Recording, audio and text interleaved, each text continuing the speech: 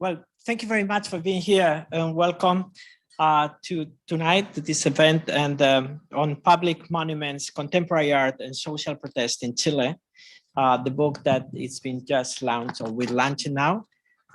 This is for me a very exciting moment that is connected to what is happening in the world now, and in particular with what is happening in Chile, but also it's a important moment to reflect on monuments and what they imply, and how they are sides of political dispute, solidarity, alternative experimentation, and how important that is. My name is Andres Jaque, and I'm the dean of Columbia University Graduate School of Architecture, Planning, and Preservation. I will be moderating tonight's event, standing in for Professor Jorge Otero Pailos, who will be joining us remotely due to COVID. And it's very sad, but I'm so excited that we can use technology to make sure that Jorge is here with us tonight. It is an honor to welcome you and our distinguished panelists to Columbia University. Tonight's event is co-sponsored by the Historic Preservation Program at Columbia GSAP, directed by Jorge Otero Pailos, the Institute of Latin American Studies, and the Columbia Global Center in Santiago de Chile. We are here to celebrate the US release of the book Sobre Monumentos, the book that I have here with me, and that probably many of you have seen already. With 5 of the book's contributors, which I will introduce shortly, who are all here in the first row. We are here to, the book captures a collective effort to rethink the social role of historic monuments to contemporary art in the context of the so-called social explosion. Starting in October 2019, the social explosion was a spontaneous response to the Chilean government's decision to raise the cost of public transportation. It was initially led by university students. It then grew to become an all-encompassing movement for social justice and equity that cut across social economic lines, federating indigenous groups, feminists, LGBTQ+ groups, climate activists, senior citizens, and many other sectors of the population. A violent police repression ensued that left many wounded.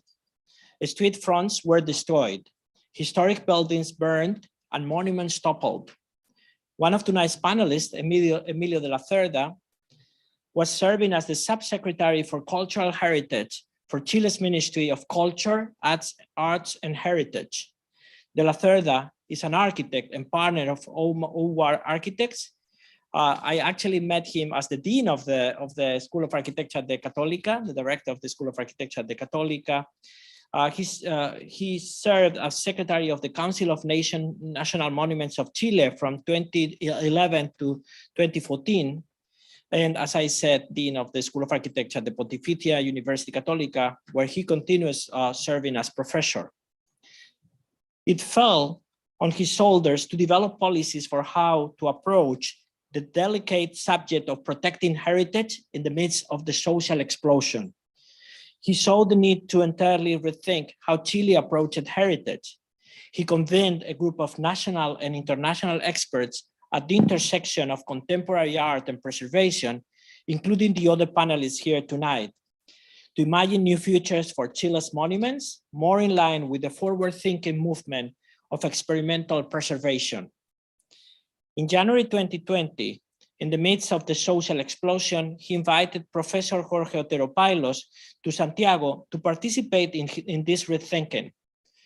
Professor Otero Pailos is an artist, architect, and preservationist known for his practical and theoretical contributions to experimental preservation.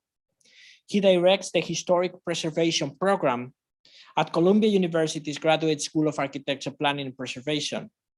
His artworks have been exhibited at international biennials, including Venice, and are in the collections of major museums internationally. Otero Pailos is the recipient of the 2021-22 American Academy in Rome's Roy Lichtenstein's Residency in the Visual Arts. He edited volume historic preservation theory and anthropology readings from the 18th century to the 21st century that was published in October of this year. He serves on New York City's Public Design Commission's Conservation Advisory Group. Emilio also convened Luis Montes, who is also here with us tonight, a sculptor and restorer who was charged with the difficult task of restoring the statue of General Baquedano. The statue stood in the center of Santiago's Plaza Dignidad, which was the epicenter of the demonstrations during the social explosion. Montes is academic director of the Faculty of the Arts and professor of visual arts at the University of Chile. Among his many exhibitions, it is worth highlighting his solo show at the Museo Nacional de Bellas Artes, 2019 and 2020, which coincides with the social explosion. The group of experts also included Michelle Bogart, who's also here with us, who is Professor Emerita of Art History at Stony Brook University. Her research focuses on public art in New York City, and she's the author of many articles and books on the subject, including The Politics of Urban Beauty, New York and its Art Commissions, 2006, and Sculpture in Gotham, Art and Urban Renewal in New York. From 1999 to 2003, she was vice president of New York's Public Design Commission. She currently serves on the Commissions of Conservation Advisory Group, which oversees the care of the city's monuments. And lastly, Emilio also convened Cecilia Vicuña, an amazing artist that we all know and admire, and poet, known as one of the founders of conceptual art in Chile and many other things. Her concept of the poetics of precarity proposes a relational space between subjects and objects to performances and actions. This year alone, she was awarded the Golden Lion at the 59th International Exhibition at the Venice Biennale, had the solo show at the Guggenheim Museum in New York that I'm sure many of you have seen, and received the commission of the Tate Modern Sturbine Hall, which is one of probably the most exciting things that have happened to art in the last decade. Her work is in the collection of Tate, MoMA, Santiago's Museo Nacional de Bellas Artes, and many others, and I'm very honored to have worked with Cecilia and an amazing installation of a quipu in the Shanghai Biennial and a sound piece that we did together for those. She was very generous to do with a project that is called Wet Togetherness. That was so impressive, and I encourage everyone to find it. The speakers will make brief opening statements. Then we will turn to the panel discussion. We will start with, let me make sure. We will start with Emilio La Cerda, that will be followed by Michelle Bogart. Then we will have Luis Montes intervening, and then Cecilia Vicuña, and then Jorge Otero will intervene remotely. And then we will all be here, and I will be honored to moderate a discussion and Q&A with all of you. So please, Emilio, you want to start?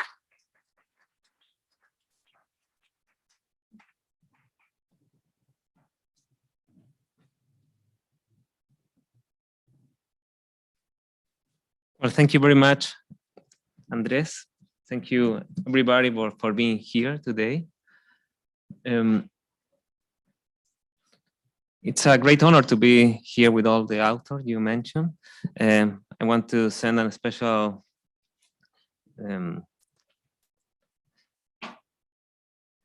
kind of thanks to Jorge, that it's with COVID today and he's not with us, and he is the organizer of all of this, to the Historic Preservation Program, to the Institute of Latin American Studies, and also the Columbia Global Center for making this possible, and to Sarah Grace, of course, for the organization and support.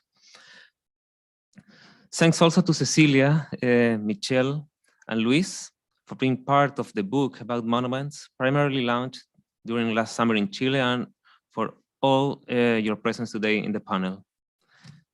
As we have seen in many contexts around the world during the last decade, 2019 was also in Chile a period of intense social protests, the greatest since the recovery of democracy more than 30 years ago. And after 5 governments of political and institutional stability, economic growth, poverty alleviation, access to higher education, among other improvements in the standards of living of the population. This was at least what raised indicators and reports shows when we analyzed this period of our recent history. I don't know, here, to change this one. Okay, here. During these years, and according to this process, the idea of a massive social outburst that shows an underground dissatisfaction incubated over time was something unthinkable.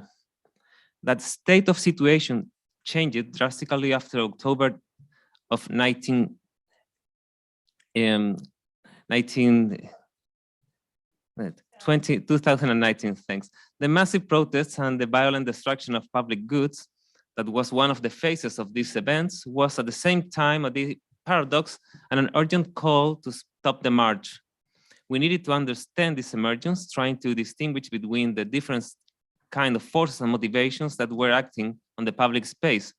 At the same time, as a society, we started to discuss the ways to find a renovated social agreement capable to include all these forms of material, political, and intangible disagreements and demands. One of the particularities of Chilean protests was that they stressed and challenged the symbols represented on public monuments on the main cities and emblematic places of the country, as remnants of structures of domination of the past and old expired order that new times were called to overcome. Baquedano Square in Santiago and the equestrian monument that gives its name to this emblematic place of the city was the seismic epicenter of the whole movement. This was beyond the scope of the image of this singular local hero of the Pacific War of the end of the 19th century, whose sculpture was installed in the place in 1928, becoming since then a landmark of the whole country. During days, weeks, and months, we saw how founding fathers, colonial features, industrial personalities, and in some way every symbol that smells to power was intervened, beaten, painted, vandalized, replaced, and eventually retired from public space. New values and identities were pushing to their recognition in a massive wave of color, music, performance, but also confrontation and appropriation of the common goods of the city. Because this situation, Chilean protests had this contradictory mixture of hope and rage, of celebration and destruction. Maybe because of this ambiguity, especially at the beginning, violence was not condemned as an acceptable political tool in democracy. The so-called social outbreak cracked the state of situation, criticizing the last decades and demanding urgent changes in living conditions. This was the origin of the dramatic political agreement accorded by the Chilean parliament on October 25 to start the process to peace and a new constitution, trying to find a political way to change the generalized crisis. In this context, as the public authority of cultural heritage of the country and working hand by hand with a great number of professionals, NGOs, ministries, institutions, public services, among others, we try to protect cultural assets and historic patrimony from destruction, and at the same time to reflect and understand the scope, motivations, and perspectives of what was happening. The retirement of General Baquedano, amplified in real time by all the mass media and the process of restoration taken by the atelier of Luis Montes, reflected this in a condensed way. We were forced to act drastically and fast after 1.5 years of interventions, not as a way to hide protest, but as a way to protect people's integrity and the permanence of the monument itself. Perhaps we were monitoring the stability of the monument after every event.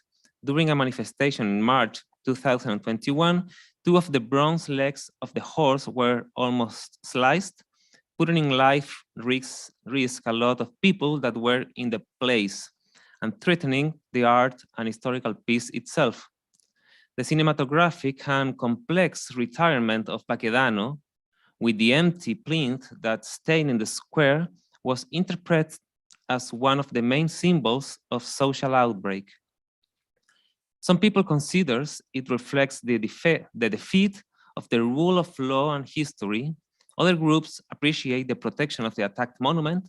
Some consider it a good news because this could be the first step for a new urban design of the whole area. Others associated it as the major movement of iconoclasm in Chilean recent history, and others celebrated as a political triumph. As an open symbol, many of these lectures were possible and also complementary.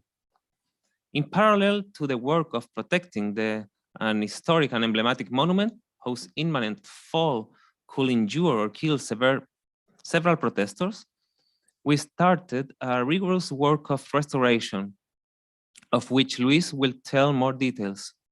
Considering that through this single monument literally passed the energy of the protest, we decided to use the experimental preservation approach proposed by Jorge Otero Pailos and others to rescue the palimpsest of paintings and elements that covered the piece, becoming an unexpected complex archive and one of the most symbolic material remnants of this historic period.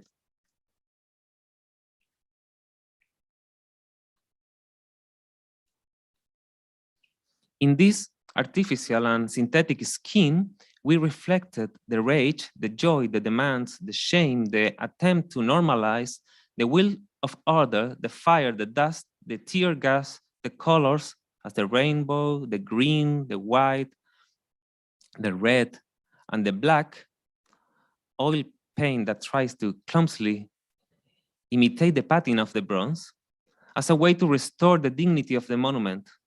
It's in the middle of this uproar, this kind of social thunder running in parallel to the efforts to protect and understand the phenomena, that book about monuments was conceived.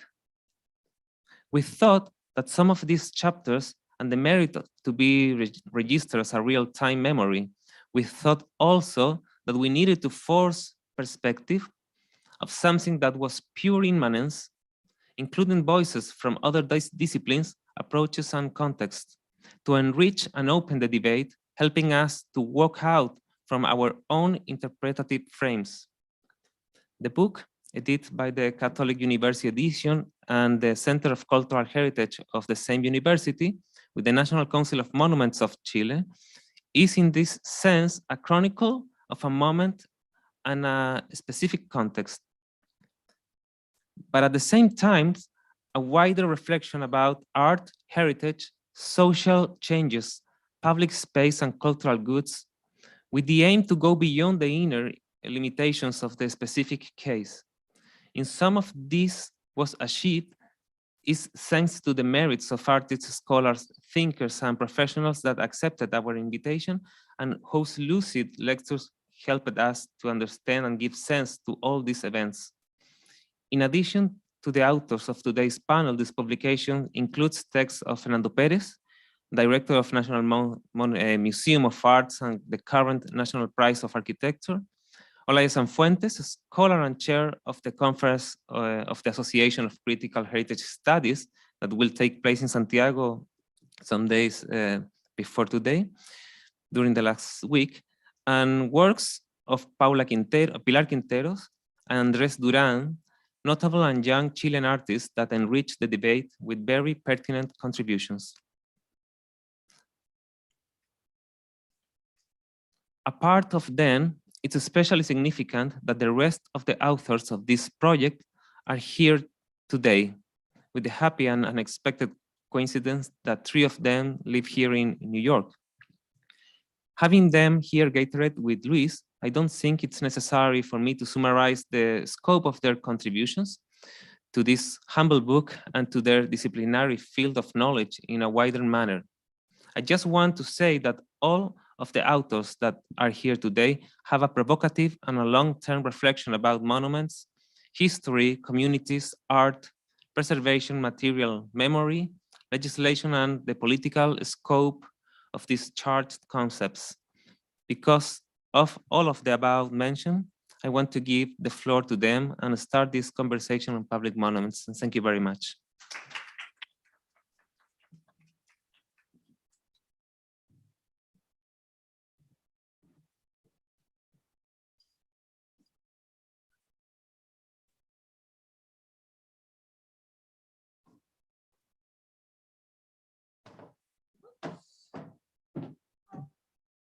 Okay, I need slides.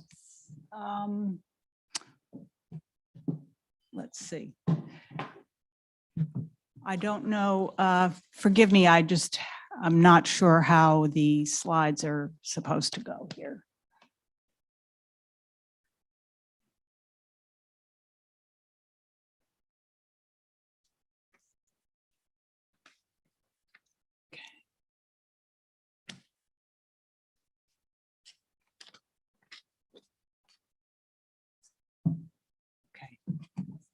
To go right. Okay. How do I start it? I haven't done computer. Okay.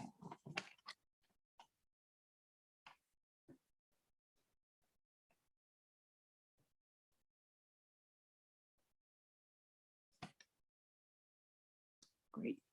Good evening, everybody, and thank you so much for coming, and thank you all who put this program together. I'm really honored to be here. I'm here as something of an outlier, as a historian of urban civic art and the built environment, but primarily in New York City, but ranging from the late 19th century into the present day. Some of the case studies I've explored over time were intended to be celebrations. So I have a few examples here, like on the left. Others commemorative and elegiac, Fireman's Memorial on the right. Various more recent ones involved overt social critique, phenomenological explorations, or self-reflexivity, and more.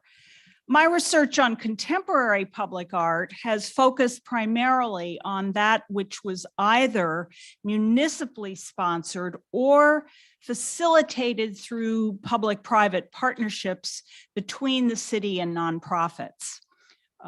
And so these would be examples of those. I say all this to point out that I'm no expert on contemporary art and social protest in Chile.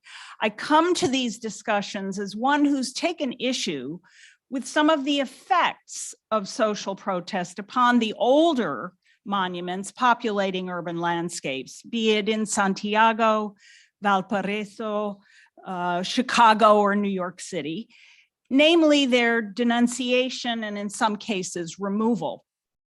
I understand completely the reasons for such actions, but believe they are misguided. Which is not to say that I disagree with what has been done, for example, in Santiago with the Baquedano since that time. So I'm not coming at this from, let's say, a conservative Republican perspective. My perspective is my own. And my reasons are grounded in the kind of detailed analyses I've undertaken for the last 30-odd years. Removals of older monuments have been premised on the single-minded idea that monuments are celebrations of their subjects and remain so, and that their continued presence validates those subjects. I regard monuments as culminations or embodiments of or processes involving a range of individual actions, actors, organizations, groups, with differing motivations and entailing different conditions and circumstances and stories that are as much about municipal history and different people as anything else.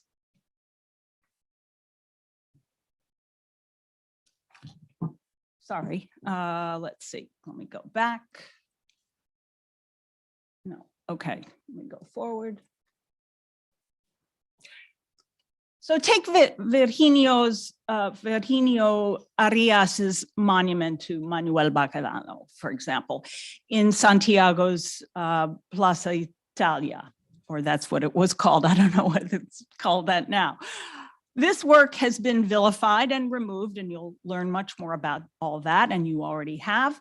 And the removal, as I understand it, is ostensibly temporarily, but that doesn't appear to be the case any longer.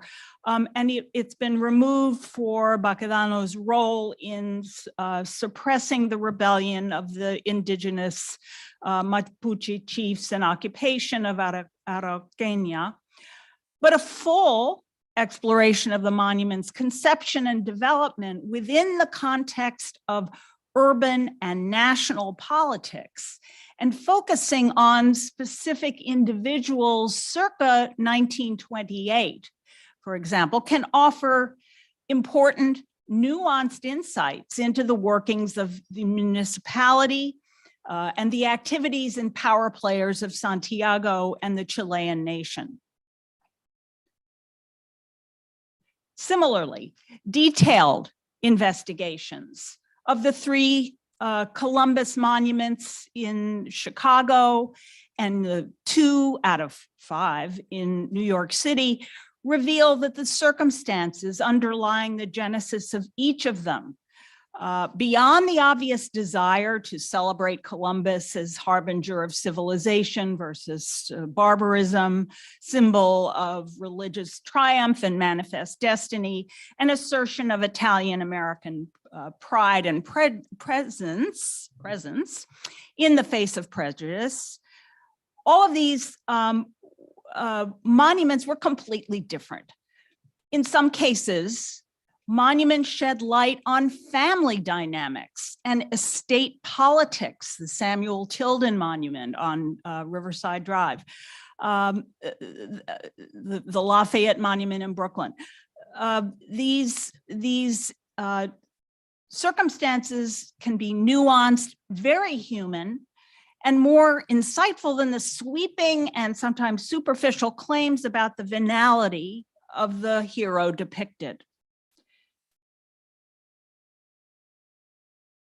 Examination of works like the Baquedano or Columbus monuments in Valparaiso or New York City or Chicago or anywhere else from perspectives that don't take racial, class, or gender injustices as the sole point of departure for investigation or judgment, can offer alternative complementary findings that enhance our understanding of the urban built environment and urban history and the evolution of cities more broadly.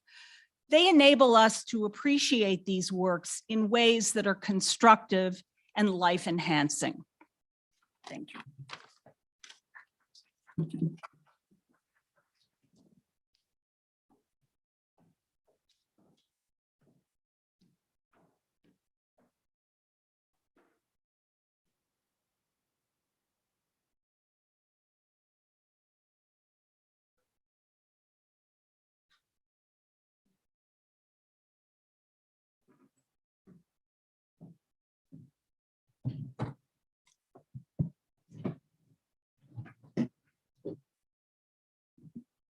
Aló. Muy buenas tardes. Mi nombre es Luis Montes Rojas y lo primero que voy a hacer es disculparme porque hoy Emilio gentilmente me va a ayudar a traducir esta ponencia. Yes, he's Luis Montes Rojas. Jorge Otero Paglos was supposed to translate Luis. So it's very funny. I'm not the best translator, but we will try. Ok. Bueno, muchas gracias a la universidad por la invitación. al decano, a Jorge Otero, y al equipo que ha permitido este evento. Thank you very much to Jorge, to the Dean Andrés, and all the staff that is making possible this event. Cuando me toca hablar de este tema, posiblemente se me producen muchos problemas, porque mi papel no es único. When I was asked to talk about this topic, I felt very troubled because my paper, the paper of Luis in this kind of discussion, is not unique. Soy escultor, soy académico de universidad e investigador, y al mismo tiempo oficio de restaurador. Y por lo tanto me toca estar en muchos papeles respecto de la actuación sobre un monumento, ¿no? Luis is a sculptor and a scholar, a researcher and a restorer of monuments, so he's capable to see the phenomena in a very diverse way. Y por lo tanto, ya que el evento dice relación respecto del patrimonio y el arte contemporáneo, voy a partir por el arte contemporáneo. I will start by the contemporary art because this event is trying to talk about monuments and its relation to the art. Mi trabajo relaciona la escultura con, digámoslo así, una vinculación histórica, entendiendo que esta disciplina tiene un vínculo indisoluble con la noción de monumento.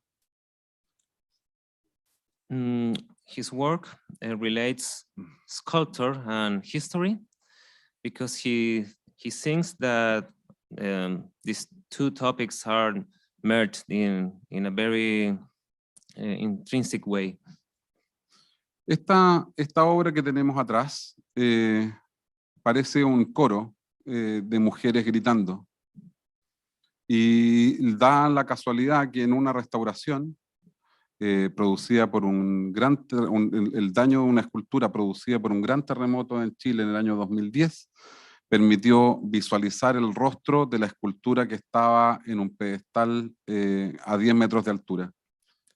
This is a work of Luis that was exposed at the National Museum of Art that was located in the city in an upper location, and the earthquake of 2010 allows us to see this face in a very closer way. En la investigación de este monumento descubrimos que su origen no estaba en Chile, sino en Perú. In the research to restore the monument, they discovered that the origin of this monument was in Peru and not in Chile. El ejército chileno lo toma de una bodega y lo lleva hacia la ciudad de Talca. Militaries of Chile take the monument and put it in Talca, in Chile. Para nuestra sorpresa, el monumento no había sido destituido. El monumento original seguía en Perú. The original monument was still in Peru. Por lo tanto, lo que teníamos que saber era por qué un monumento había sido desechado, por qué esta escultura no estaba puesta sobre el pedestal. So we needed to know why this sculpture was in this place and not in the original place that it was think to be in the public space. Finalmente, la gran diferencia entre la escultura que queda en Perú y la que se va a Chile era el rostro de la mujer. Finally, the mainly difference between the original sculpture and the one that was in Chile was the face of the woman. Y ese rostro fue el que tomé como referencia para producir esta instalación en el museo. This face was taken by Luis to make this installation in the exhibition in the museum. El Gran Muro era repletado por las máscaras tomadas del monumento que se ubica ahora en Chile. And the main wall of the museum was full with this, with the face of this woman. Lo importante para mí es pensar que históricamente la mujer nunca había sido considerada sujeto de la historia, sino objeto para la historia. One thing that was important for Luis was that the woman was not considered the subject of history, but the object of history. La utilización de la imagen de la mujer servía para poner materialmente en escultura, a través de la escultura, la referencia a la libertad, a las bellas artes, a la justicia y en este caso a la victoria.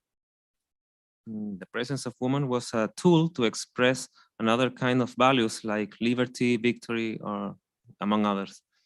Por lo tanto, se empieza a configurar como una especie de antimonumento. So for him, this is something like an anti-monument. Porque creo que habla justamente del rechazo de una escultura por un gesto extremadamente violento que no se le permitía a la mujer.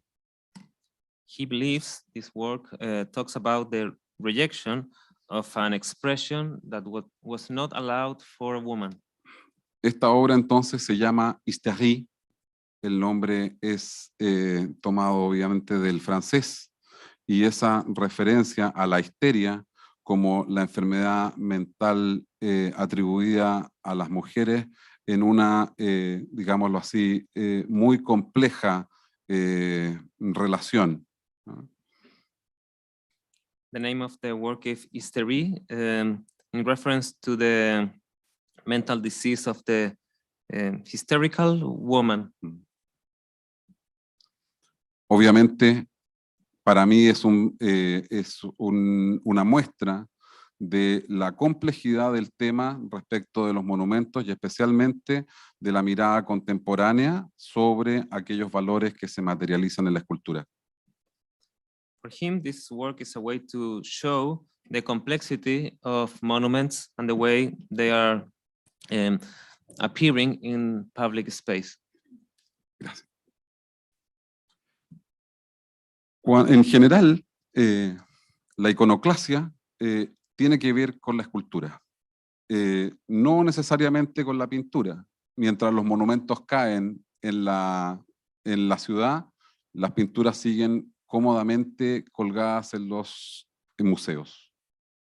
Iconoclasm is about sculpture more than a painting. While sculptures are falling down, paintings are still comfortable in the museums. Yes. Gracias. La escultura propone una relación particular, porque hay una diferencia brutal entre una pintura y una escultura. La escultura propone un cuerpo. Sculpture is proposing a body, a volume. This is the main difference with painting. El cuerpo reemplaza al héroe y por lo tanto lo que tenemos ahí no es necesariamente un objeto, no es solo un objeto. The body replaces the hero, so we are not having just an object. There is the hero in the body of the hero there. Y aquí tomamos una idea que propone Jorge Otero Pailos cuando va a Santiago de Chile el 2020 y que fue la idea del patrimonio en diálogo, ¿no? We took the idea of Jorge Otero Pailos when he was in Chile about the heritage in dialogue.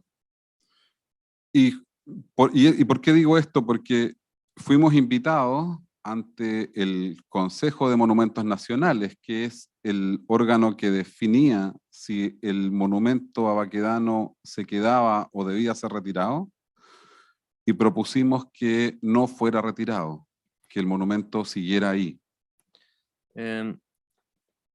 Because we were invited to the National Council of Monuments to defend the permanence of this monument in its location. A mí me parecía que Baquedano funcionaba incluso casi como el primer manifestante, ¿no? La gran comunidad que se manifestaba en ese lugar lo trasvestía, lo disfrazaba y lo hacía parte de la manifestación. Baquedano was in this sense the first manifestant, was part of the protest and was transformed by the protesters. Y los daños que estaba recibiendo la escultura no eran de carácter permanente, o sea, el monumento podía seguir estando ahí. The damages of Baquedano were not permanent, so the monument could be still in its place. Lo que ocurre en Chile no necesariamente es igual a lo que ha ocurrido ni en Estados Unidos, ni en España, ni en Argentina, ni en Bélgica. What happens in Chile is different from what we have seen in other contexts like Spain, Belgium, and among others. ¿Y por qué digo esto? Porque no solo las esculturas o los monumentos con carácter militar o de conquistadores fueron atacados. And this because not just the military monuments or conquer monuments were attacked. En esta fotografía ven el busto de José Martí, poeta e inspirador de la Revolución Cubana, que estaba ubicado cerca del monumento de Baquedano y igualmente fue grafiteado, ¿no? Here is José Martí, inspiration of Cuban revolution that was also attacked during the manifestations. Entonces, lo que pasa en Chile más bien tiene que ver con una, digámoslo así, una ola de manifestación contra la noción de autoridad, digámoslo así, materializada en el monumento, ¿no? What happens in Chile is a wave against the idea of authority that the monument reflects. En todo monumento. In every monument. Yes. No, perdona, eso fue, it's my mistake. Por lo tanto, el izamiento de Baquedano, sacar a Baquedano de ese lugar, no puede ser pensado como un acto iconoclasta. So the retirement of Baquedano is not an act of iconoclasm, sino más bien una acción del Estado donde ejerce el derecho a preservar su propia historia. but an action in which the state is trying to preserve its own history. Por lo tanto, la acción de restauración, y aquí engarza, vincula con lo presentado por Emilio en su ponencia, tampoco vino a borrar toda la historia que estaba sobre el monumento. So the restoration action was not an effort to erase the history accumulated over the monument. En 5 sectores de la superficie del monumento fueron resguardadas áreas de conservación donde hoy todavía puedes ver la pintura que fue acumulada durante las manifestaciones. In 5 zones of the monument, we preserve the painting that was accumulated over during the manifestations. Por eso me parece que el trabajo sobre este tipo de situaciones son extremadamente complejas. porque consideran la noción de patrimonio, la relación con la historia, la relación con la política, la identidad y un punto que me gustaría nunca perder, la relación de estos objetos con el propio arte y la noción de autor. So the work over this kind of pieces is very complex because you have to deal with the idea of patrimony, of heritage, of patrimony, history, politics, identity, art, um, among others, I will say. Finalmente, hoy estamos a la espera de la decisión del gobierno respecto de qué sucederá con el monumento de Baquedano. Finally, we're waiting for the final decision about the destiny of Baquedano, where the piece will be finally. Hoy espera en el patio del Museo Histórico Militar la definición de su localización. Today, the monument waits in the courtyard of the Museum of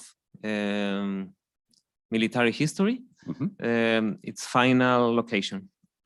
En el intertanto, el arte contemporáneo debe seguir pensando este tipo de cuestiones.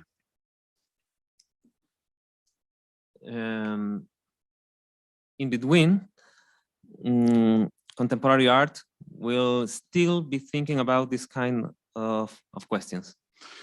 Esta obra se llama Ornamento y lo que hace es modelar en pequeñas estatuillas a los militares que sufrieron mutilaciones en la Guerra del Pacífico a finales del siglo XIX, guerra entre Chile, Perú y Bolivia. And this work is named Ornament and show the models taken by these pictures of mutilated soldiers during the Pacific War at the end of the 19th century. Estas fotografías son fotografías de archivo, son fotografías que se ocupaban para poder pagarle el subsidio del Estado por el cuerpo dañado, por el miembro perdido. These photographs are from a public archive.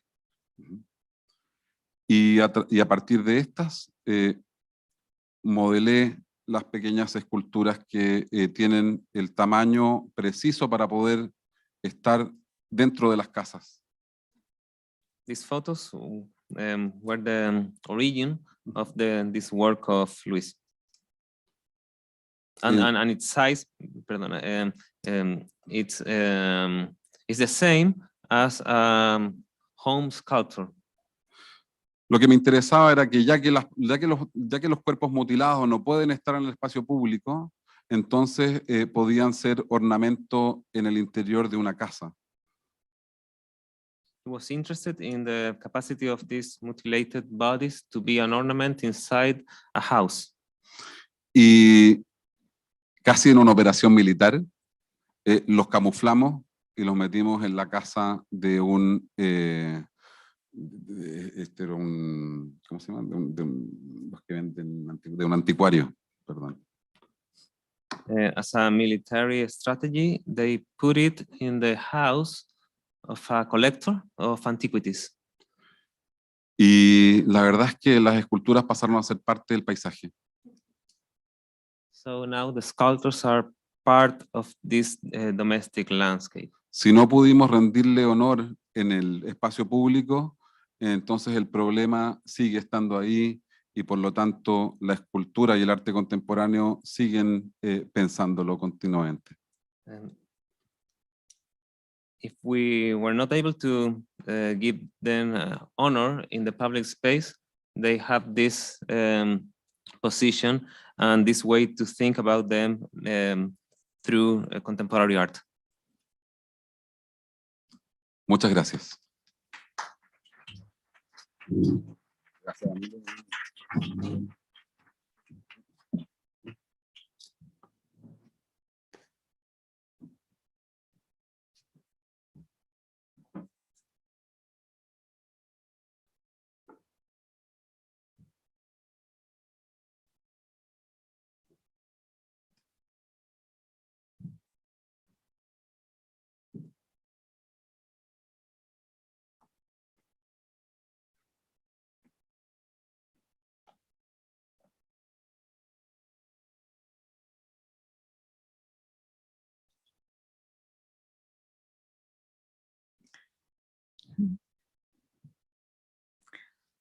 Árbol de vida, tree of life. I think I did that work maybe 81, 82, and I decided to bring up this image because when Luis Emilio invited me to write for this book, I thought it must be a mistake. Why should I have to write about monuments when my life has consisted in gathering basuritas, little debris, and making these words, I said, no, works that if you breathe too strongly next to them, they fall apart. And as you can see, this work has lots of repairs because it really breaks by itself. Nevertheless, it has survived.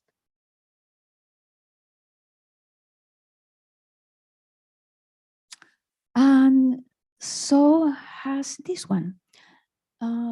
If you are students of architecture, you know that these little palitos, these little sticks that you use to make models, are usually thrown out when they're broken. Those are the kinds of things that I pick up. And I weave them together with sewing thread. If you have ever handled sewing thread, you know that it also falls apart by itself.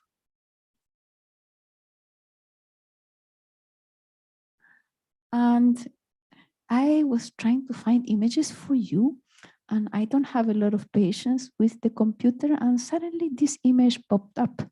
So I put it in here. But what I was so struck by the wonderment of Luis Montes having brought up this, and also Luis Emilio, the image of Baquedano being lifted up by a thread. I thought, what a fantastic way in which when a group of speakers are gathered together, often I see that something connects our minds because we're thinking of a common place where we're going to be seeing each other and talking each other. So something that is not us picks the images. And this is what happened with this work. This is a little stone.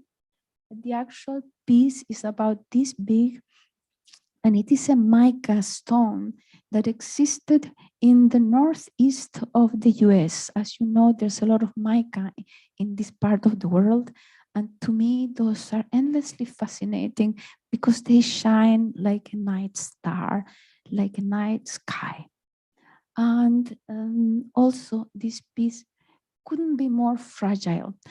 And so in order to speak a little about what is it that I wrote for Mr. Emilio, because I tried to dissuade him from having me write about this, because I really didn't think I would have anything to say about it.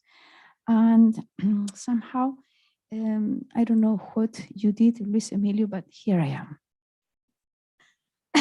And so I'm not going to really read you what I wrote, but I'm just going to hover over it. So I thought, I asked him actually, why me and the monument when most people would think of me as the living anti-monument because of my basuritas and my focus on everything that disappears, dissolves, and is never heard of again. And he said precisely because of that. So that opened me to think of what is it that one could think about the document. The document, look what I said, document instead of monument. Because in truth, the monument is the document, and likewise. So I came to think of the word monument itself. And if I remember correctly, I started to focus on that particular word. So it says, the word monument is the witness to a relationship. It comes from the Latin monumentum, from monere, to counsel, warn, admonish, like in Spanish, admonestar, warn.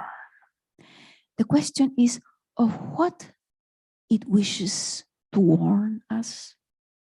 Of course, I'm aware that nobody thinks of the monument as a warning today, but in the ancient past, it may have meant that. Of course, when we deal with etymology, we are dealing with the imagination or the hypothesis of what a meaning could have been, why the word was constructed like a little monument itself, a linguistic monument. How come it has survived more than 2,000 years? And the meaning keeps changing. If you look at the dictionaries, they could say something like this: a structure erected as a memorial, venerated for a certain reason, an admirable achievement. From the Latin monere, moneo, to warn, make known, advise, recall, and even earlier, Proto-Indo-European men, to think, the linguistic zero of the Greek menos, spirit and mentor, stai, to recall, mnemosine, goddess of memory. Mother of the 9 muses, and of its contrary, amnesia, and other variants, monitor, monster, premonition.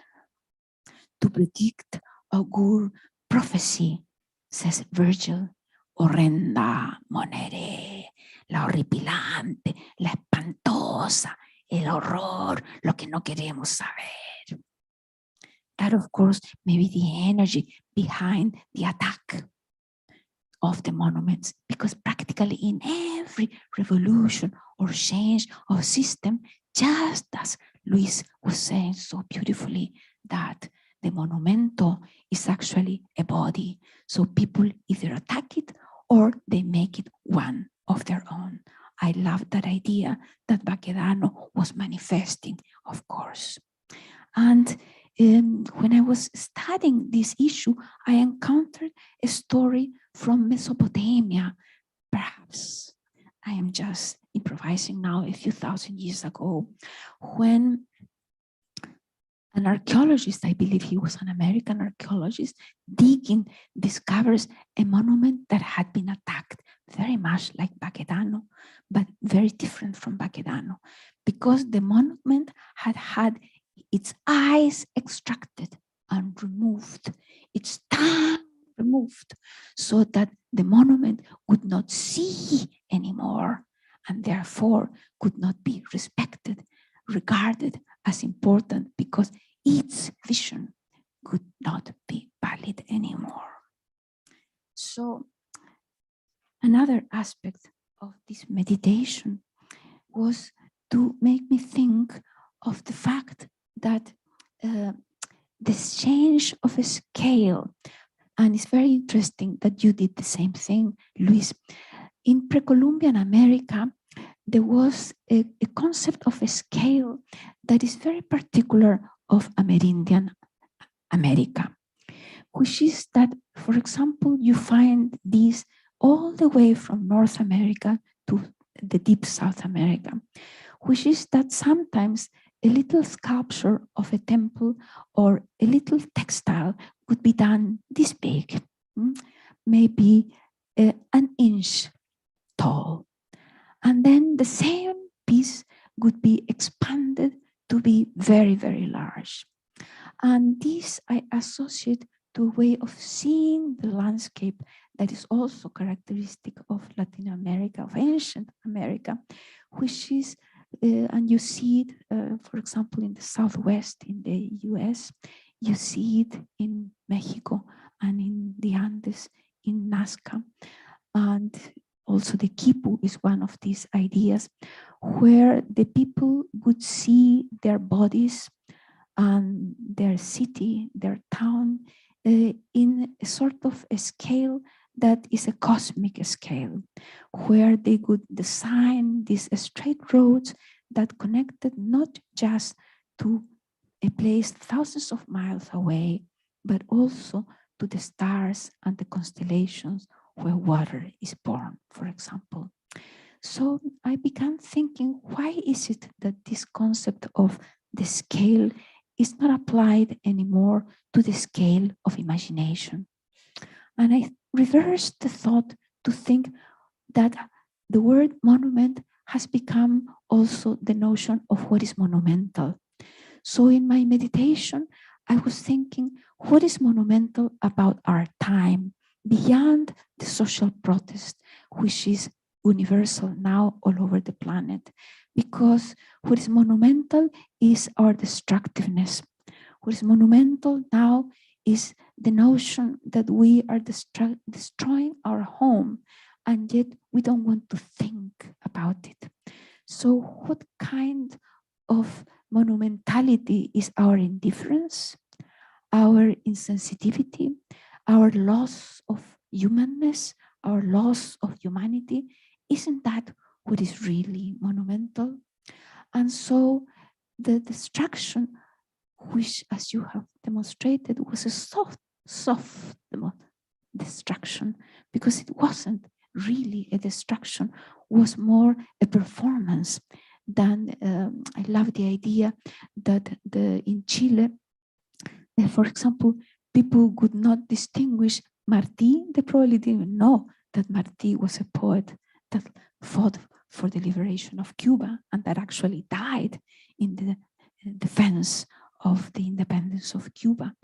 And so it doesn't matter where people knew or not knew, because I think your point is true, that it is the authority that is being attacked. But why is the authority being attacked? Because the authorship is being forgotten, and this is my personal view, that two people in this room know that the word author comes from an ancient Latin expression. It's auctor, and it is the birth of that is coming from the observation of the flight of birds. And so the word aumentar, augment, comes from that same vision. And so that's the word augurio. So what has been forgotten is a way of observing the real, observing what is around us. And the author is really the one that enhances, deepens what is being seen for others to see and appreciate. So the authorship of the monuments is what is really being questioned. Not just the authority, but what is even behind the authority, or the word authoritarian, is the fact that we now, I believe, and this is for me, the energy of the social protest around the world, is that people wish to reclaim the empowerment of being authors themselves of their own rights and their own thoughts. And that is where I leave my talk, in the question of what is it that is being attacked and what is going to be remembered. Gracias.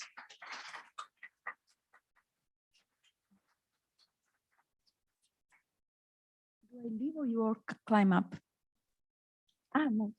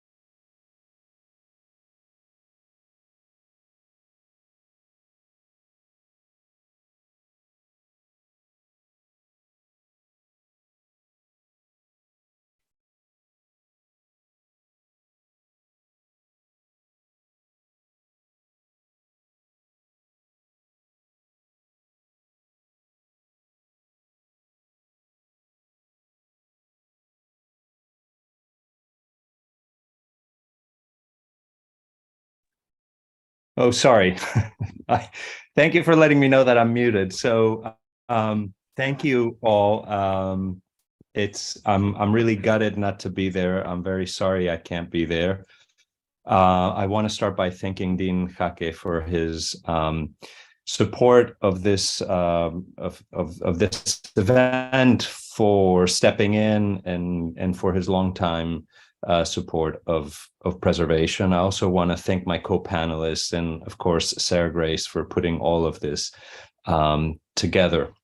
I want to share with you an experience of how I've used art as a method not only to preserve monuments, but also to expand their meanings. But of course, this is not just a one-way street. My art's contact with monuments has also entangled it in unexpected social processes, changing it fundamentally. And rather than resist these social processes, I've chosen to embrace them as part of my artworks and to allow them to push my own ideas about what art and preservation can be. So here we are. This is Westminster Hall in London, in the Houses of Parliament.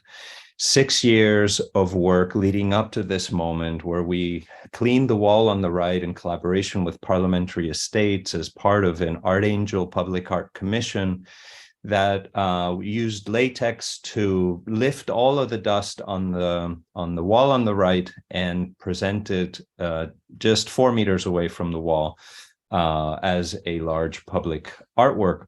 It was meant to be a very slow summer. It was the public art piece for the summer, so people could come into Westminster Hall, which had been closed to the public. It was originally a public space, but this was a way of reopening it back up to the public. Now, little did we know that that date, June 23rd, was also the date of the Brexit vote.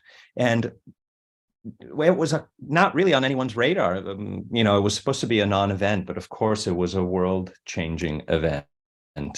And the next day, police presence began to be beefed up. This is the entrance to Westminster Hall.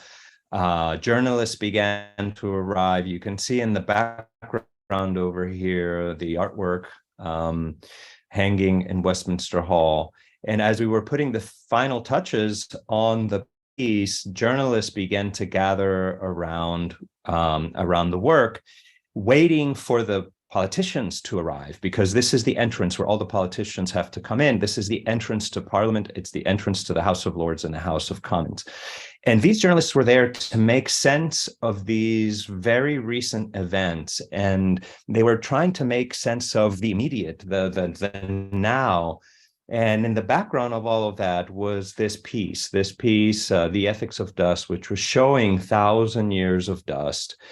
And as these journalists began to write about the events, they actually began to talk about the artwork and to put the events of Brexit into historical perspective.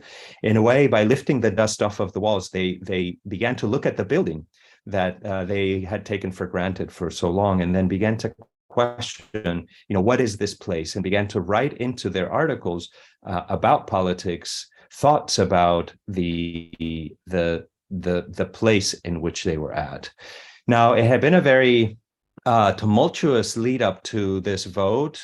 Here you have The Ethics of Dust on the right, and on the left was a temporary memorial to Joe Cox, who was a politician, a member of parliament who was killed by a right-wing extremist who disagreed with her position that the United Kingdom should remain in the European Union.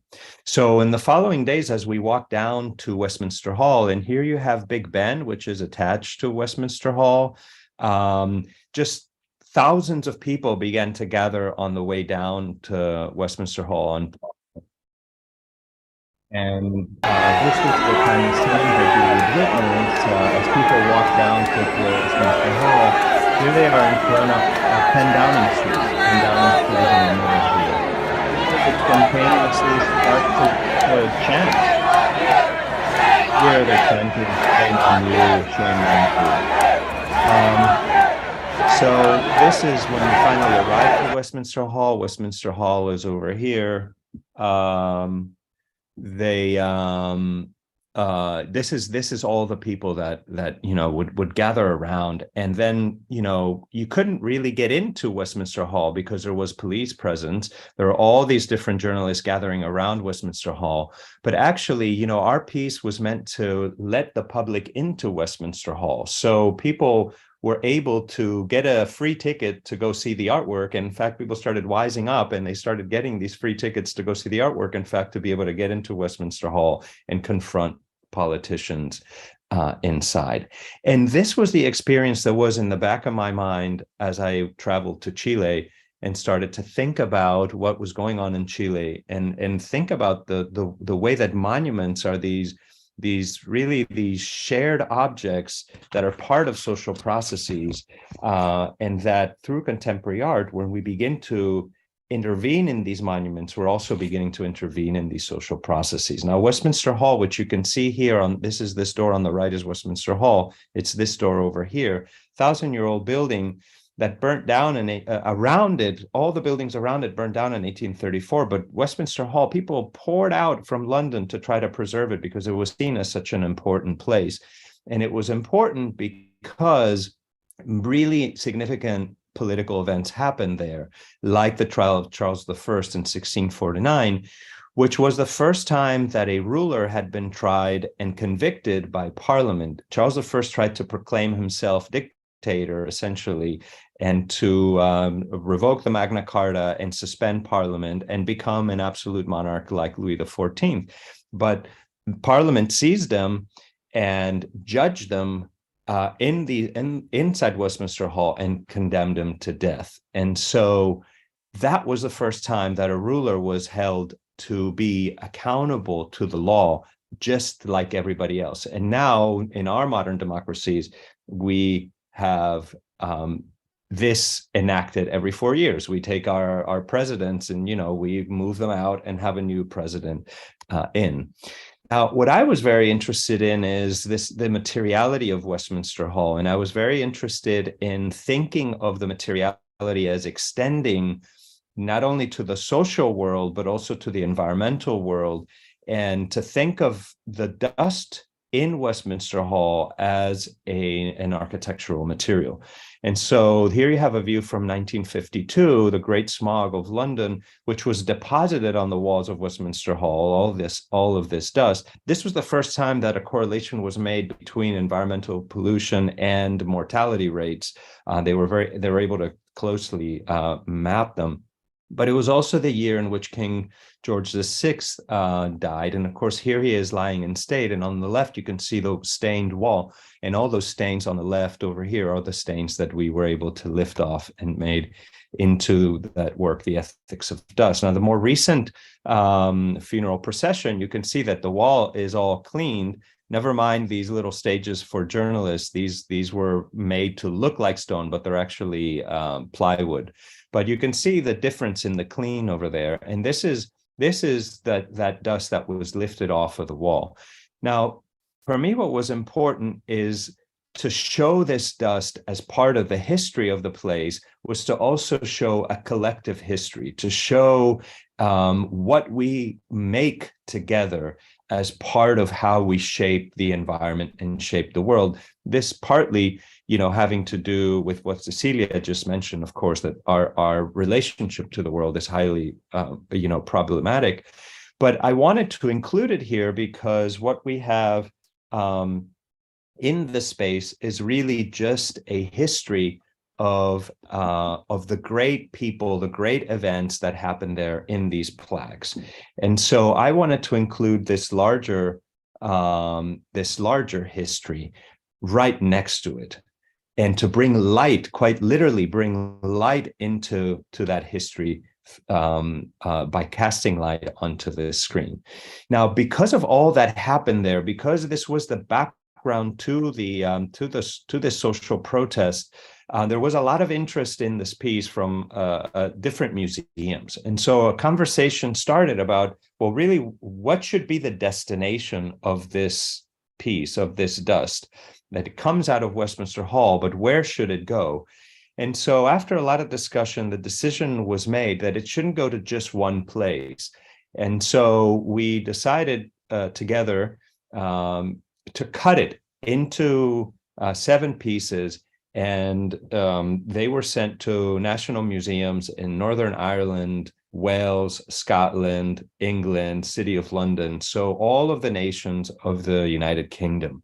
And this idea of distributing the monument, distributing the fragment of the monument, was to me a really something new. I had always thought that if you cut up a monument, if you cut up a historic monument, if you take fragments from them, if you cut up an artwork, you're basically destroying it.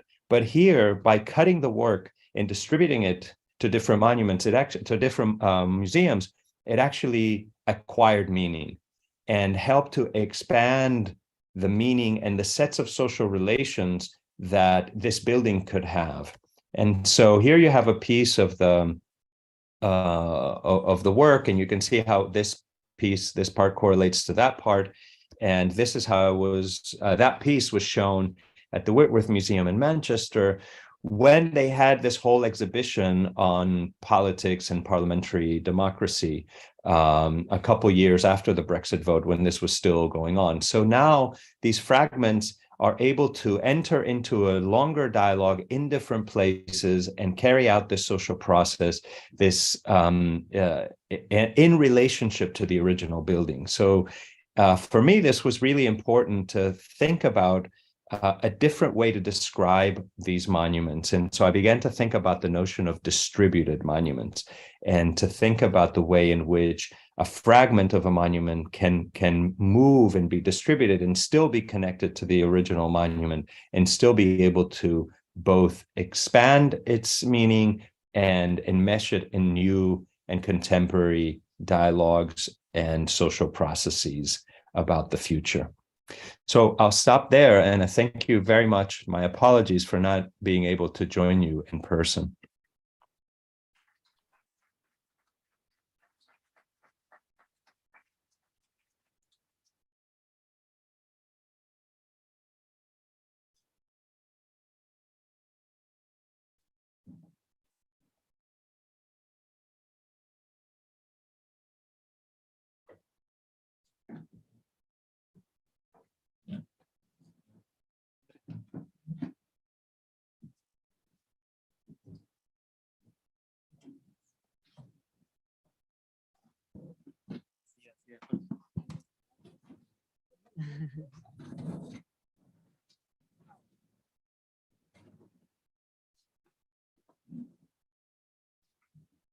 Well, thank you very much. I would like soon to open it to the audience. So those that have questions, please start raising your hands and I'll be paying attention.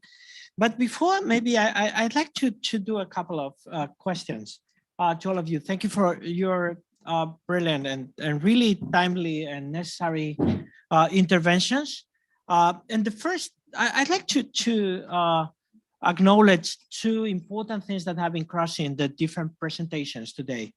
The first has to do with what the monument is and what a monument does, right? And what is the notion of monument that we can think of now, and what is the one that is useful to understand the complexities that happened in Chile in recent times, and very specifically in the case of the Baquedano Square and the document and monument. And I think that there's something that it's been through the different presentations, that the monument, if ever was seen as permanent and a kind of device that provides hegemony, that's not the case here. It's not something that is useful for us to understand what happens here.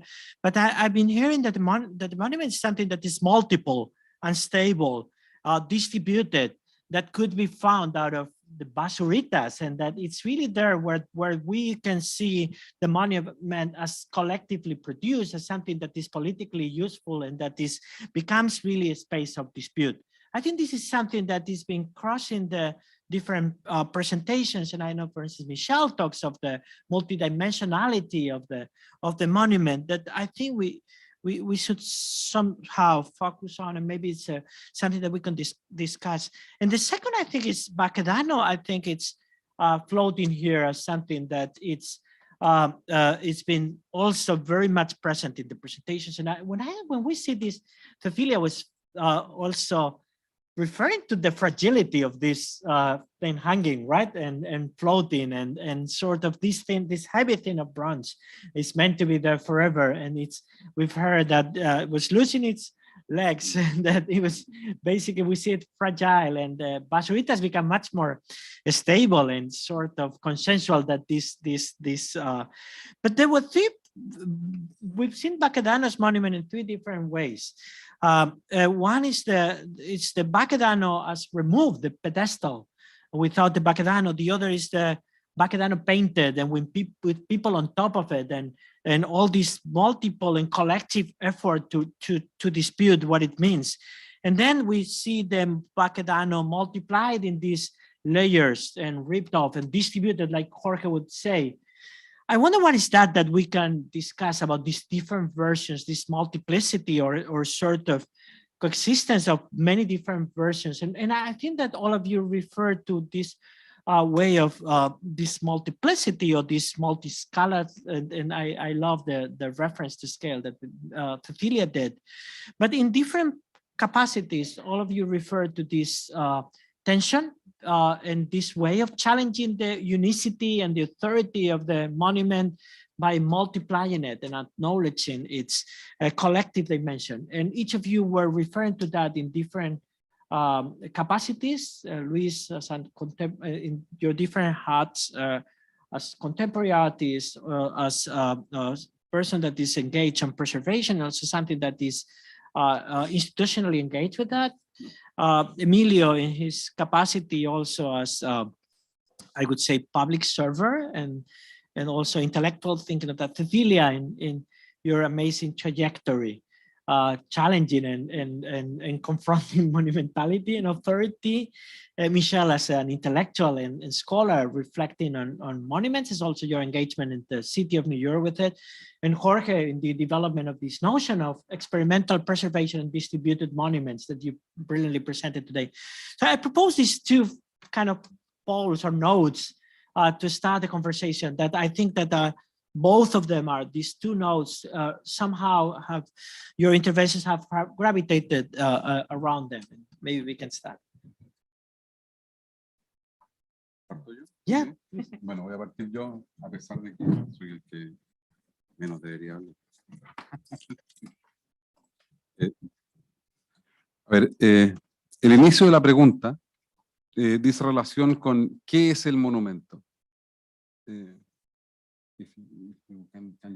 Yeah, the beginning of the question, it starts with the question, what is the monument, right? El monumento es una gramática, es una forma de escribir en el espacio público. Monuments are, or the monument is a grammar, it's a way to write on public space.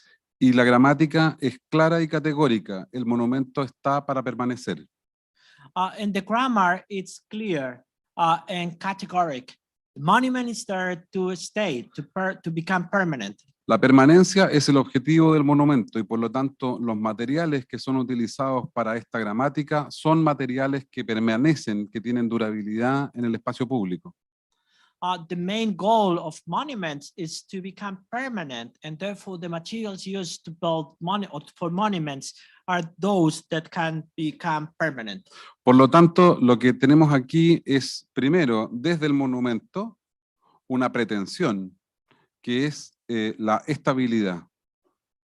So what we find here in the first place, it's an intention for to perpetuate something. Sin embargo, la tensión tiene que ver con la posibilidad que esto no sea permanente, y esa no permanencia tiene dos vías. La primera, la destitución por parte de la ciudadanía, o la segunda, la destitución por parte del Estado. So, but that is confronted, that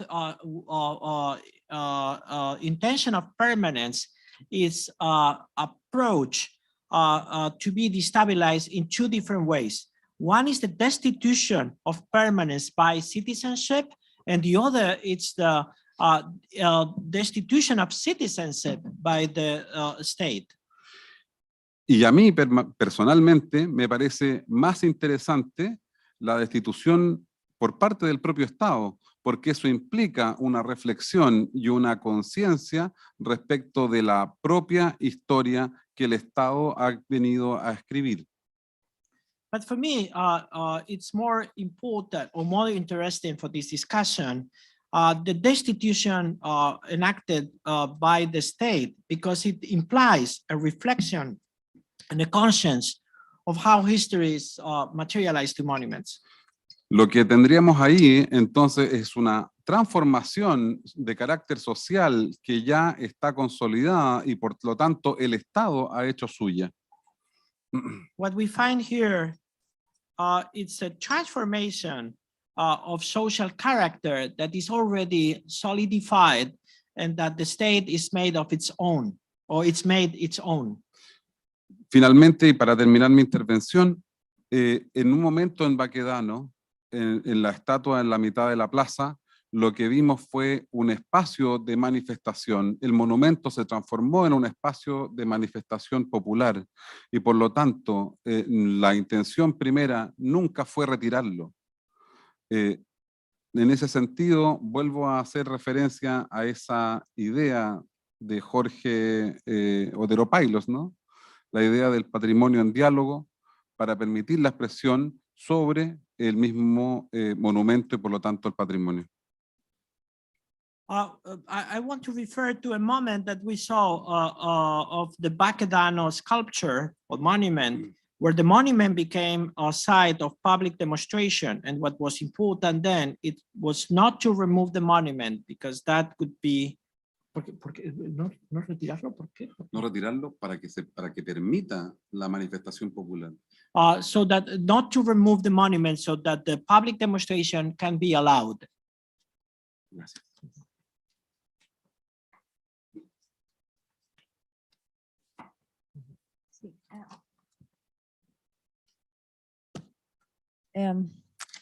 I love this phrasing that you're using, like if we turn it around, so you said el monumento se convirtió en la manifestación se convirtió en el monumento. So I will translate, so that the monument became the rally, the manifestation of the people, and the other way around.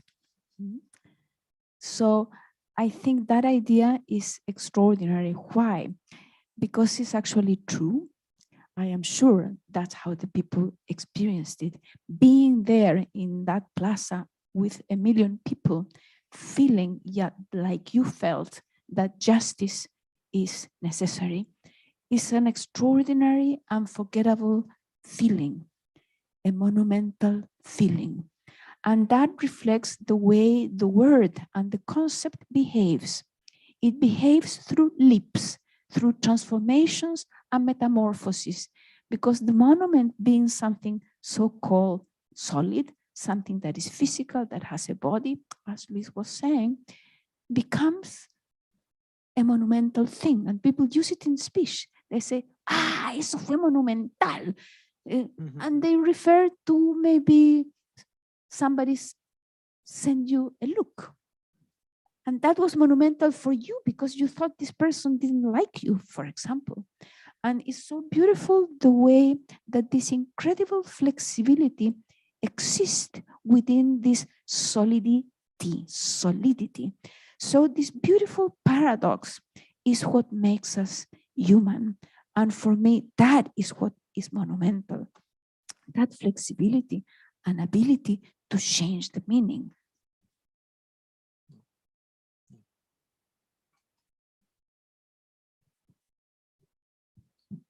About the question, what is a monument that Andres was making?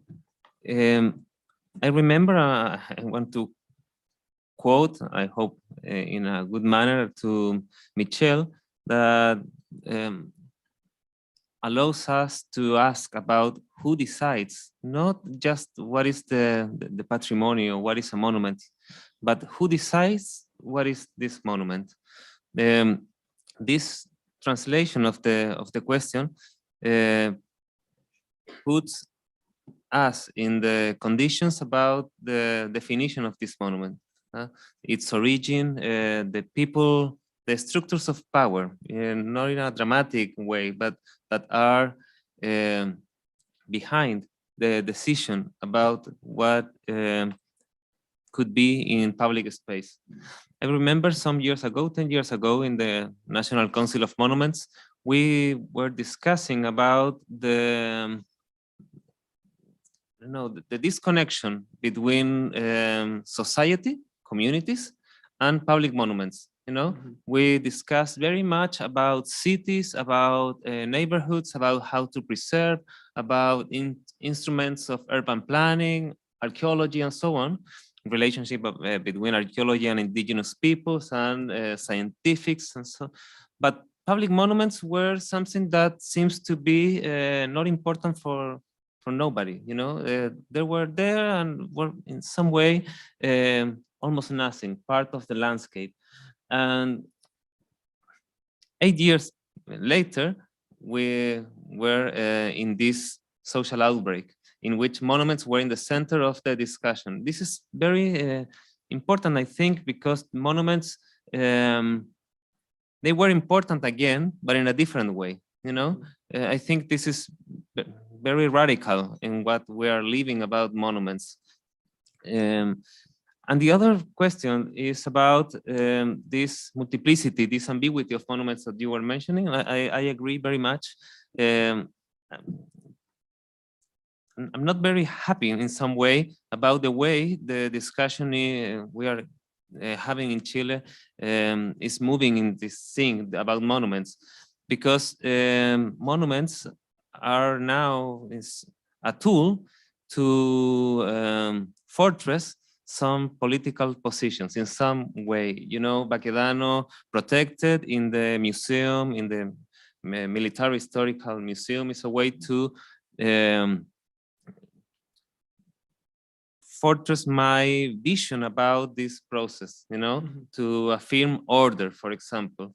And in the other hand, you see this the idea of the monument just about just as an element that reflects the structures of power in some way, and this ambiguity that is between this discussion, and you said about how you remove the monument, intervened, painted, the multiplied layers, and so on. This ambiguity that maybe is more fruitful to discuss about what we are living as a social crisis. I think we are not using monuments as a bridge to discuss these things, but maybe as a way to divide the public discussion.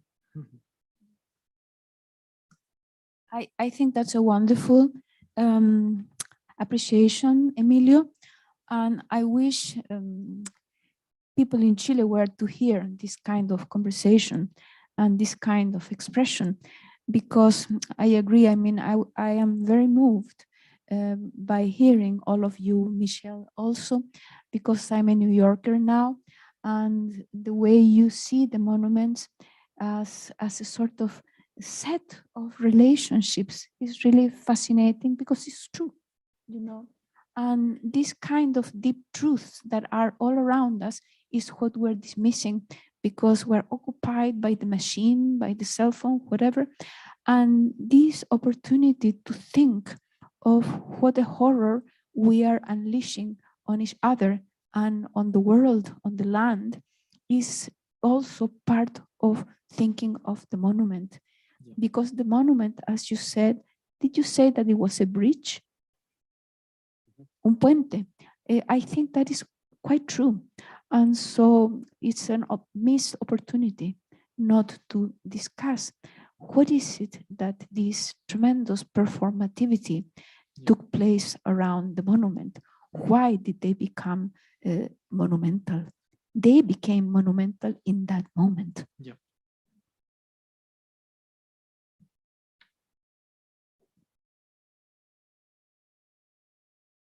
What do you think? I mean, one thing that it's been very clear is that there's something that is happening to the world now, right? That there's certain intensity in the way structures of power are being challenged around the world. It feels that the fragility of the monuments that were explained here is also expressing the fragility of structures of power and authority that in the past were seen much more capable of being stabilized. I think, for instance, the way Jorge narrated the 1952 moment, that's the moment where pollution became, for the first time, you said, connected to mortality rates, and was the moment in which basically the dust, the pollution, the particles in the air became visible, and they became sort of a matter of monumental, I would say, discussion and I wonder what's the way that the number of structures of power that are related to modernity, globalization, planetary exploitation, extraction, segregation, racism, we could go on, anthropocentrism, we see them cracking, failing everywhere. It's somehow something that we can relate to these other lives and performances around monuments. And maybe, Jorge, you want to expand on that, because I think that the thin layer, the way you contextualize the thin layer of dust in Westminster was very much addressing this. Yeah, thank you. No, it's it's I think a very insightful way of kind of guiding the discussion to talk about the way in which these monuments are enabling a kind of relationship between constituents and political frameworks and political structures that are fraught. And I think that this is I want to acknowledge just the how daring it was for the work that Emilio and Luis and others did in Chile, because there was so much pressure to take down that monument. You know, the military was insistent that it be removed, and the fact that they resisted and allowed it to remain there for as long as they could really enabled the interaction with the public, those protests to go on and those kinds of interactions to go on. And so back to your original question, Andres, about what can a monument do, you know, it allowed for the public in the way that Cecilia presented it, you know, to become present. I mean, to be seen by the state. And to be, you know, Celia talked about it as monumental, you know, the social groups that were manifesting themselves there in relationship to that monument were all of a sudden able to ask certain kinds of questions of the state, to perform that challenge in a way that they couldn't do verbally. For example, you know, that they were able to deploy kind of visual presencing around that monument and to challenge those structures, and they would have never been able to articulate that simply verbally. You know, it wouldn't have been as powerful. And in that way, that monument and others, I think, serve a really important process of nonverbal dialogue between these social structures and political structures, and to allow for certain kinds of themes to emerge that are not necessarily something that you can capture in words right away. They are more poetic and more you know, pregnant with lots of different meanings. And so allowing for those different meanings to be there and not to foreclose on them too quickly is what Emilio and Luis were able to do by by leaving the horse, keeping the horse there as long as possible, because if you challenge that nonverbal process too quickly, then you immediately foreclose on the possibility of something new emerging, because you're just going to put on whatever, previous conceptions that you had of power and of social relations and so on. So for the new to really emerge, you need a process, and that process, and the monuments are very much part of that process, and that social relation. I think it's something that also Michel's work really shows, is that these are social processes and they take a while. And so when they are foreclosed, that's when authority comes down. Like when the authority comes down, it comes down to stop the process, because it sees itself challenged by the whole thing. It finally recognizes, oh, wait, things are changing. And that's where I think that subtle moves, I'm so amazed by the work that they did with removing that layer of paint. That is actually technically really hard to do. But the military took that monument into its possession, but the work that Luis and Emilio were able to do saved that layer as part of the story, and is now in the National Archives. So that social relation, that visual, nonverbal relation, can still go on for a little bit longer. And I think it's important in light of the attempts to write a new constitution. These are the images that we keep coming back to.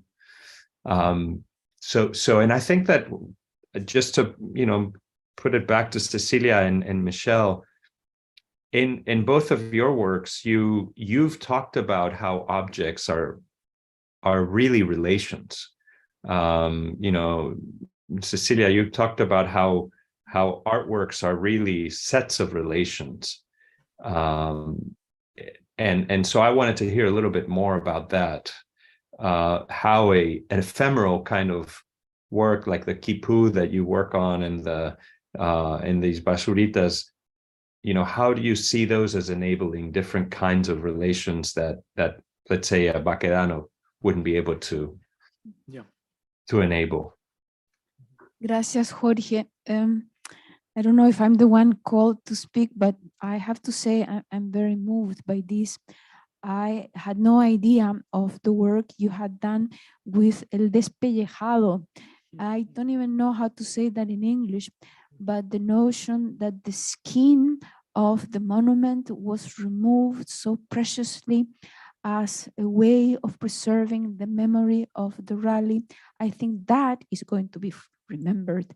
That is going to go deeply into the history of Chile and the history of our own memory, because it's an act of love for what happened, for all of it, all the complexity, contradiction, paradox, all of that is contained in that act of love. That is the true meaning of preservation.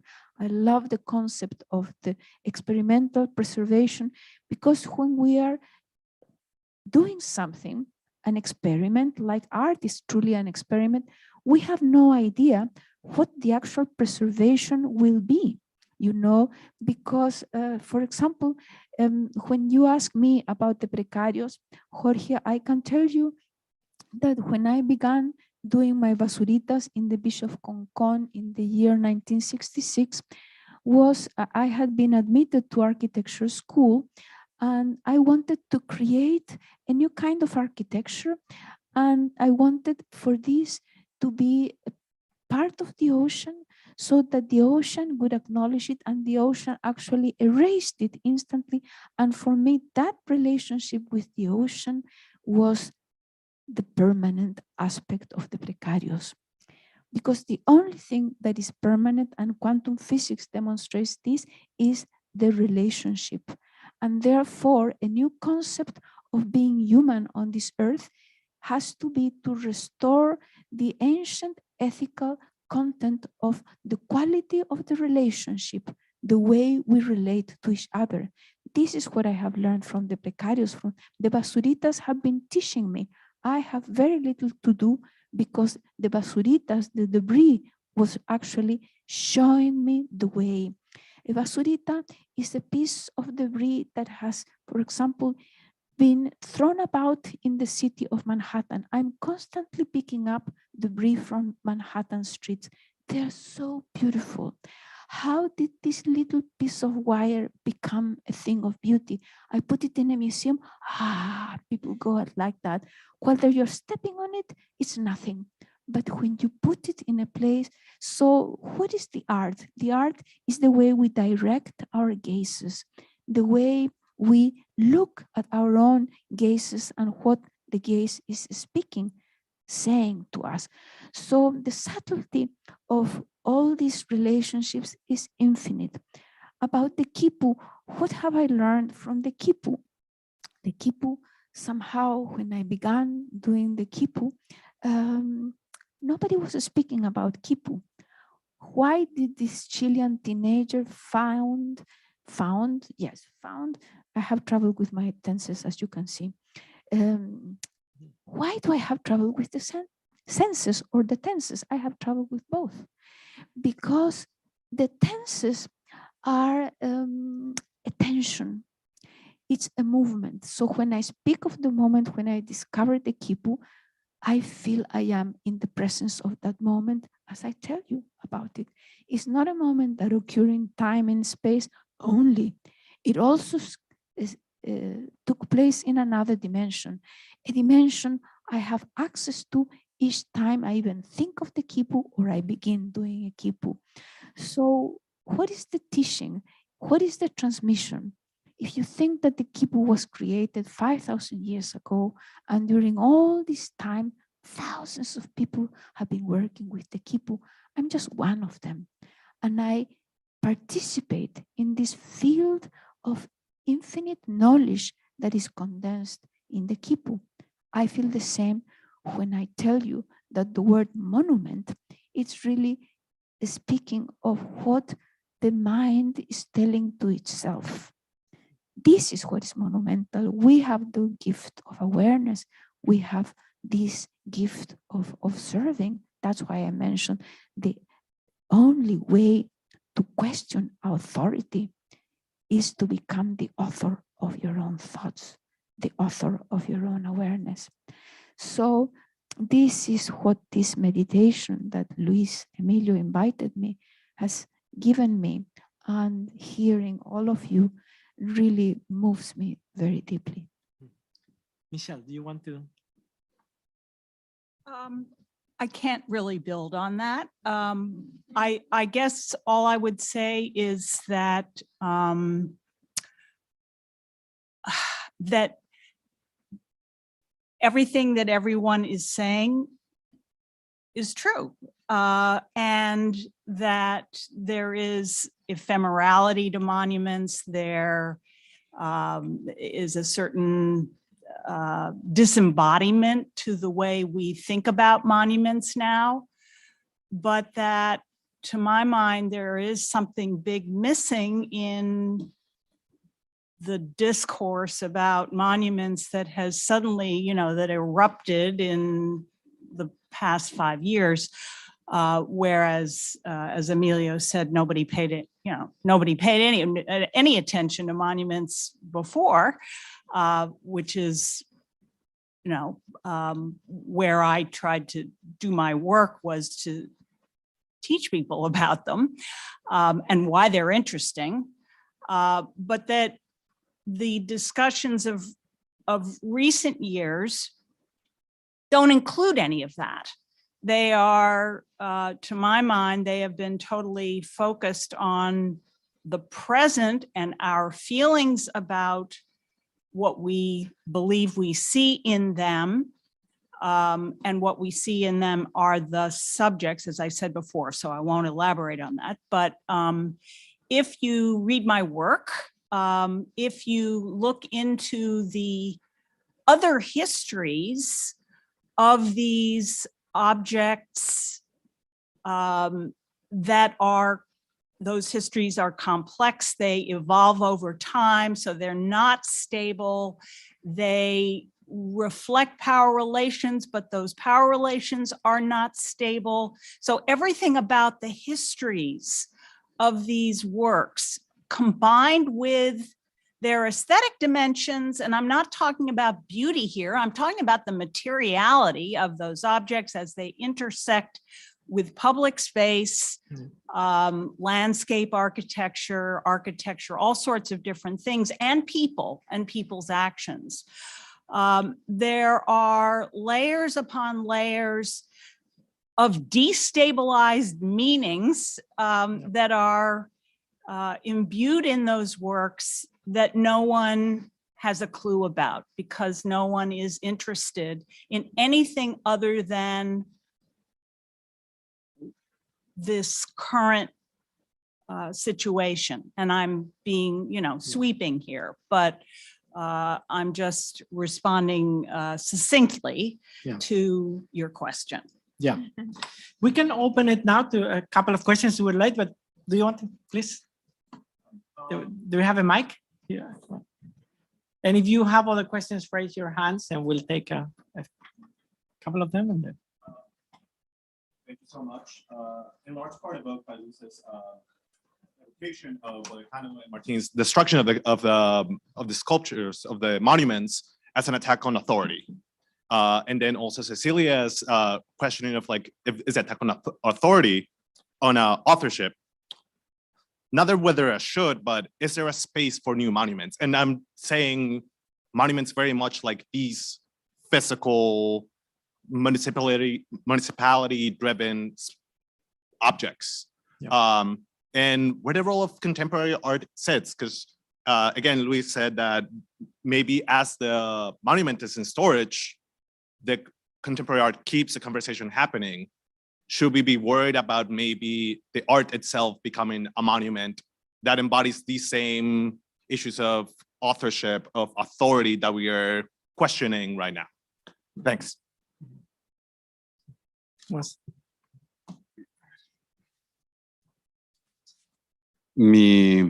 Voy a tratar de explicarlo a partir de mi propia experiencia, porque hay algo que yo no he dicho, pero mi padre es escultor. Aparte de eso, trabajo con él. Sí, perdón. I'll try to explain it from my own experience. There's something that I didn't say, that it's that my father is a sculptor and I work with him. Somos profesores de la universidad y tenemos el taller de restauración y fundición. We are university professors and we run the workshop of Foundry. Y restauración. And restoration, sorry. Por lo tanto, mi relación con la historia de la escultura es como sentirme en mi propia casa. So my relationship with the history of sculpture is like being at home. Los escultores entonces reivindicamos el derecho a poder trabajar sobre aquello que constituye nuestro marco referencial. Sculptors claim a right to work with that constitutes our referential frame. Y en ese sentido, incluso había notado esta reflexión aquí, me parece que hay una vinculación muy estrecha entre iconoclasia y arte contemporáneo. Along these lines, and I actually wrote it down, there's a direct correlation between iconoclasia, right? Or Iconoclasm? Iconoclasm and contemporary art. Yo sí creo que el arte contemporáneo adquiere formas de iconoclasia permanentemente. I believe contemporary art enacts forms of iconoclasm constantly. Y por lo tanto, nos hemos acostumbrado en el arte contemporáneo a cristalizar esas imágenes. And we became used in contemporary art to crystallize those images. Creo que el arte contemporáneo ha naturalizado esa relación estética. Y desde mi perspectiva, el interés que tiene esa relación es más bien político. Para mí no es solamente superficial, es de carácter político. I believe that contemporary art has crystallized that relationship, and for me, that relationship is of a political nature. Y termino con esto.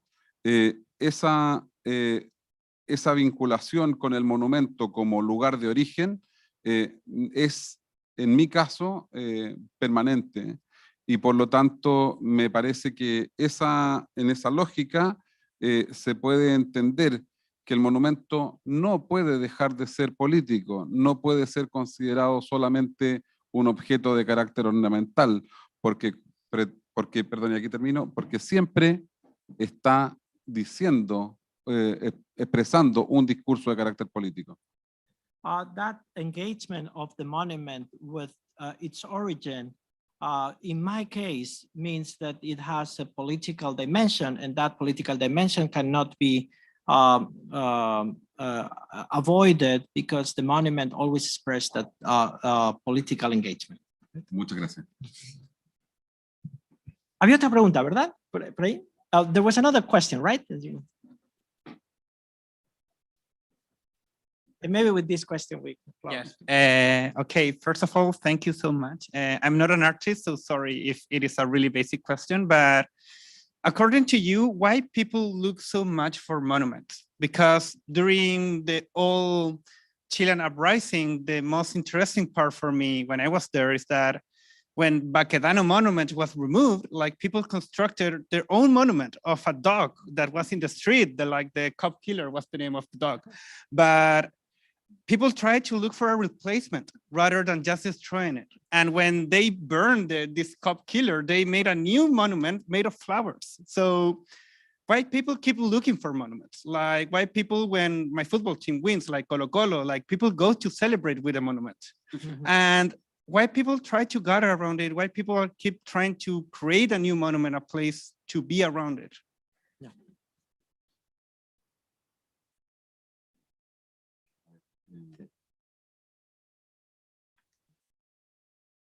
Prefiero la Universidad de Chile, pero bueno.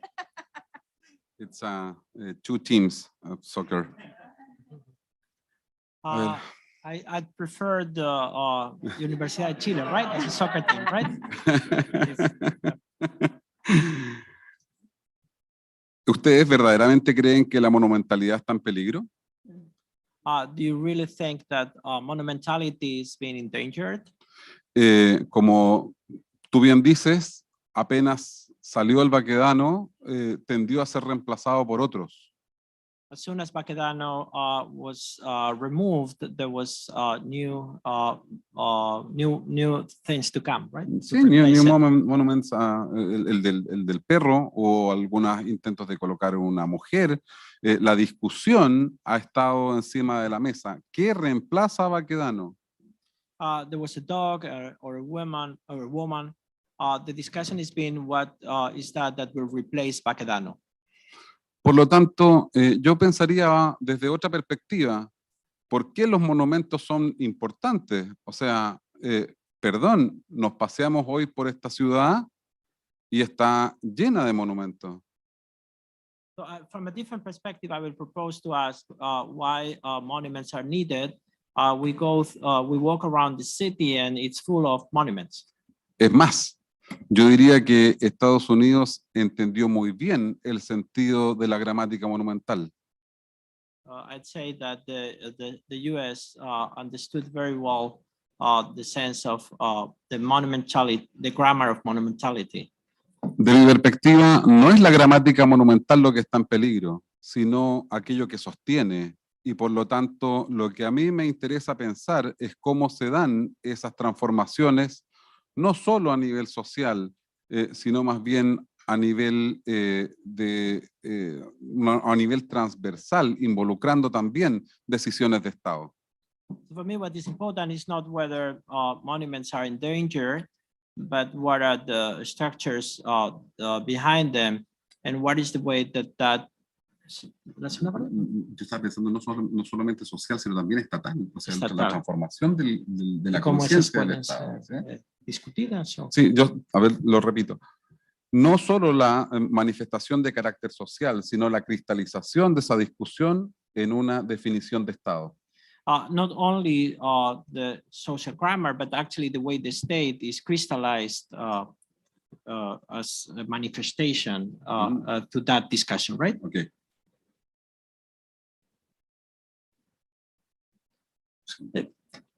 Y con esta pregunta, with this question, we can close the thing.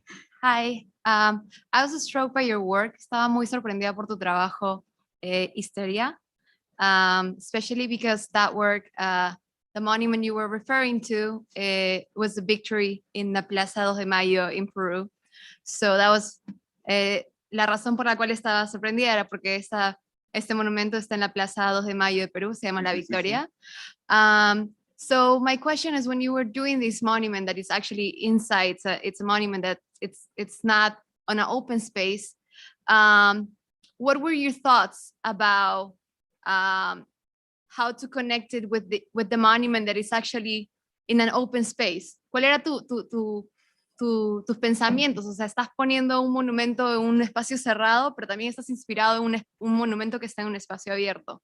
I wanted to know your thoughts about it. Muchas gracias. A ver, la exposición de esa obra se inauguraba el día 25 de octubre del 2019. The exhibition of that work was on October 25th. What was the date? 2019. Okay, 2019. El estallido social comienza en Chile el 18 de octubre de 2019.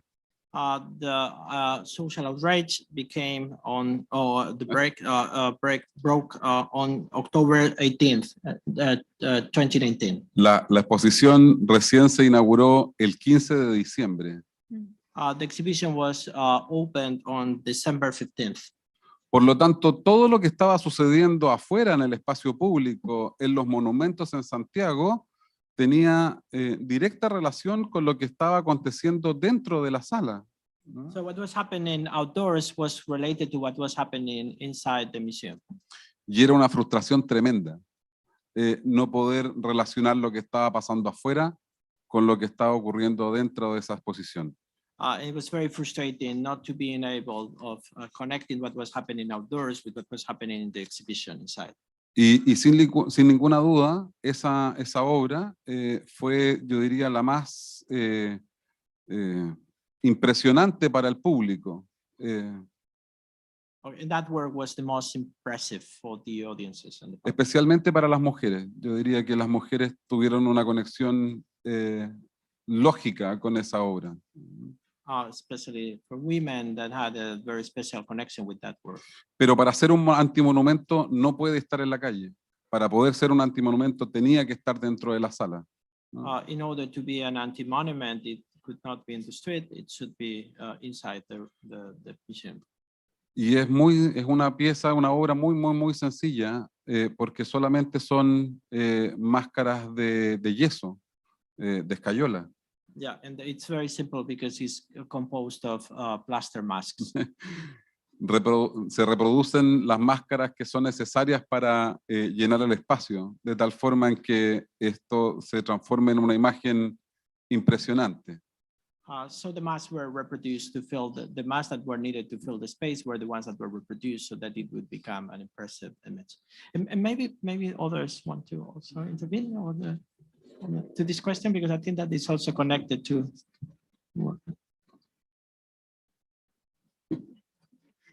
Jorge, maybe you want to close the session with intervention. I thank you very much. I'm just in awe of everyone's contributions and work, and it's been such a pleasure to hear everyone's work, and just thank you all for making it all the way from Chile to Colombia and from other parts of New York to share your knowledge and ideas with us. It's really meaningful, and it has repercussions and echoes in a lot of the work that we do here on Monument. So thank you, just deep gratitude.